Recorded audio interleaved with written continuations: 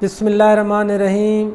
अस्सलामुअलैकुम बच्चों, आज हमारा टॉपिक है पिट्यूटरी ग्लैंड। ये एंडोक्राइन ग्लैंड सिस्टम का चीफ ग्लैंड है, सरदार ग्लैंड है। ये बाकी तमाम एंडोक्राइन ग्लैंड के फंक्शन को कंट्रोल करता है। तो यहाँ पे देखें, हाइपोथैलेमस है, उसके साथ ये पिट्यूटरी ग्लैंड अटैच है इन्फंडिबुलम के ज़रिए। हाइपोथैलेमस, पिट्यूटरी ग्लैंड और इन्फंडिबुलम से ये अटैच है। यानी ये सारा हाइपोथैलेमस है, ये इन्फंडिबुलम है और ये पिट्यूटरी ग्लैंड है। तो हाइपोथैलेमस पैदा करता है growth hormone releasing factor. Growth hormone releasing factor जब पैदा होता है तो इन्फंडिबुलम से होता हुआ ये पिट्यूटरी ग्लैंड में आता है। Growth hormone releasing factor hypothalamus पैदा करता है, इन्फंडिबुलम से होता हुआ एंटीरियर लोब या एंटीरियर पिट्यूटरी में आता है। फिर जो एंटीरियर पिट्यूटरी है वो ग्रोथ हार्मोन पैदा करता है। ग्रोथ हार्मोन फिर ब्लड के ज़रिए हड्डियों तक जाता है और हड्डियों की ग्रोथ होती है। यहाँ पे हम दो टर्म यूज़ करेंगे, ड्यूरिंग ग्रोइंग एज जिसमें कद बढ़ता है और आफ्टर ग्रोइंग एज जिसमें कद बढ़ता नहीं है। तो अगर during growing age growth hormone anterior pituitary का नॉर्मल अमाउंट से थोड़ा पैदा हो तो बोन्स की ग्रोथ और डेवलपमेंट रुक जाती है, कद बहुत छोटा होता है। इस अमल को क्या कहते हैं? डवार्फिज्म। डवार्फिज्म में जो बॉडी पार्ट्स की प्रोपोर्शन होती है वो सेम रहती है, यानी जितनी इस बाजू की लंबाई है उतने इस बाजू की लंबाई को के बॉडी पार्ट्स की सेम प्रोपोर्शन रहती है, लेकिन जो IQ लेवल होता है वो अफेक्ट नहीं होता है। डवार्फ्ड यानी बॉडी स्ट्रक्चर थोड़ा बनता है।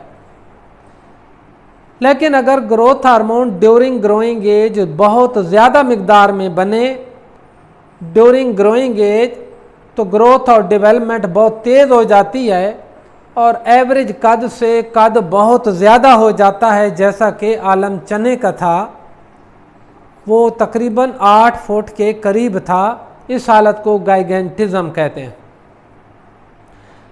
अगर ग्रोथ हार्मोन एंटीरियर पिट्यूटरी का आफ्टर ग्रोइंग एज बढ़ना शुरू हो जाए, आफ्टर ग्रोइंग एज कद तो नहीं बढ़ेगा, अलबत्ता जो बॉडी एक्सट्रीमिटीज़ हैं या हड्डियां थिक हो जाती हैं, लंबी नहीं होती हैं, और बॉडी एक्सट्रीमिटीज़ यानी कान लंबे हो जाते हैं, नाक लंबी हो जाती है, जा बोन लंबी हो जाती हैं और इस तरह लंबे हाथ लंबे पाँव बन जाते हैं। इस हालत को एक्रोमेगली कहते हैं।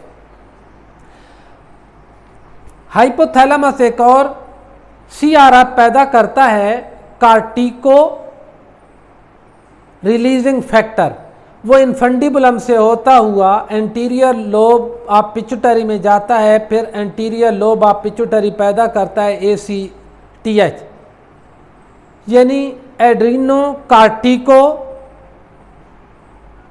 Traffic hormone.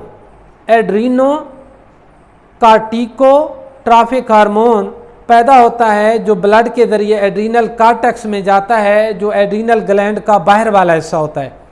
फिर एड्रीनल कॉर्टेक्स कार्टिकोस्टेरॉइड हार्मोन पैदा करता है जो कि खून में कैल्शियम की लेवल को, फास्फोरस की लेवल को और ग्लूकोज की लेवल को मेंटेन रखते हैं। हाइपोथैलेमस एक और पैदा कर रहा है TRF, थायराइड रिलीजिंग फैक्टर। वो इन्फंडिबुलम से होता हुआ एंटीरियर लोब ऑफ पिट्यूटरी में जाता है, फिर एंटीरियर लोब ऑफ पिट्यूटरी पैदा करता है थायराइड स्टिमुलेटिंग हार्मोन। ये खून के ज़रिए थायराइड ग्लैंड जो हमारी at the base of the neck पे मौजूद हैं को स्टिमुलेट करता है, वो थायरॉक्सिन यानी T4 पैदा करते हैं। अगर थोड़ी मिकदार में थायरॉक्सिन पैदा हो तो हाइपोथायराइडिज्म कहते हैं, हाइपो कम।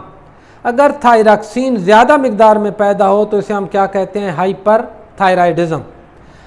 हाइपोथायराइडिज्म में ग्लूकोज की ऑक्सीडेशन कम होती है, कम एनर्जी निकलती है। हाइपरथायराइडिज्म में ग्लूकोज की ऑक्सीडेशन बहुत ज़्यादा होती है और बहुत ज़्यादा एनर्जी पैदा होती है।